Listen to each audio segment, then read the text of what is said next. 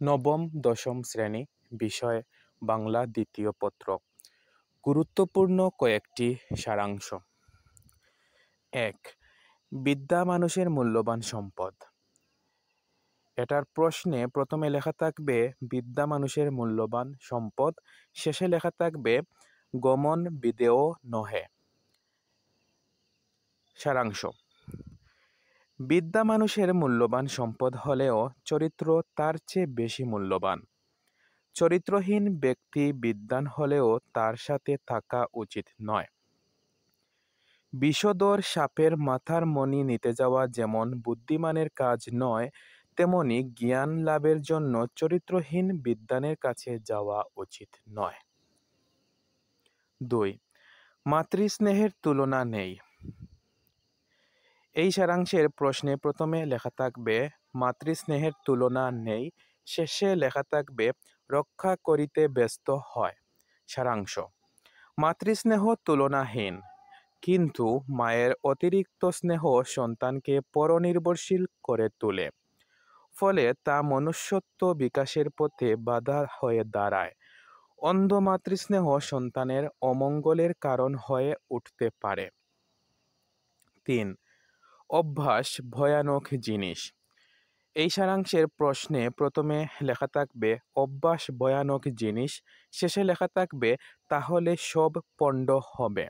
সারাংশ। অভ্যাস সহজে গড়ে ওঠে না। মানুষের স্বভাব থেকে হঠাৎ অভ্যাসকে বর্জন করা যায় না। এজন্য প্রয়োজন বেশি বেশি চেষ্টা করা। ধৈর্য ও কঠিন সাধনার মাধ্যমে ভালো অভ্যাস গড়ে তোলা যায়। পাপ ও প্রবৃত্তির সাথে যুদ্ধ করে নিজের ভালো অভ্যাস গড়ে তুলতে না পারলে জীবন সার্থক হয় না। ৪. অভাব আছে বলিয়া জগৎ বৈচিত্র্যময়। এই সারাংশের প্রশ্নে প্রথমে লেখা থাকবে অভাব আছে বলিয়া জগৎ, শেষে লেখা থাকবে সার্থকতা লাভ করিয়াছে।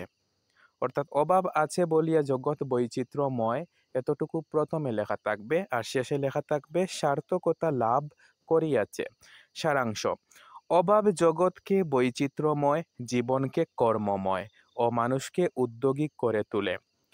অভাব জীবনের সাথে জড়িত। অভাব দূর করার চেষ্টা থেকে জীবনের বিকাশ ঘটে।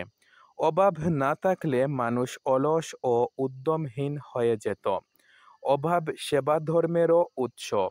অপরের অভাব দূরীকরণের জন্য সহানুভূতিশীল হৃদয় মানবতাবোধে মহান হয়ে ওঠে। ৫. শ্রমকে শ্রদ্ধার সাথে বা শ্রদ্ধার সঙ্গে গ্রহণ করো।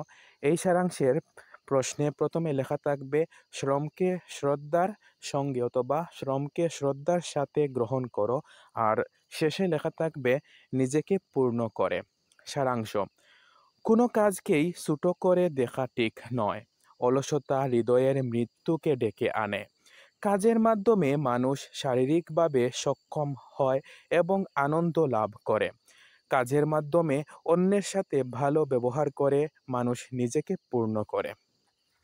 প্রিয় শিক্ষার্থীরা, এগুলো তোমরা একটি খাতায় সুন্দর করে নোট করে নেবে, তারপর শেখার এবং না দেখে লেখার চেষ্টা করবে।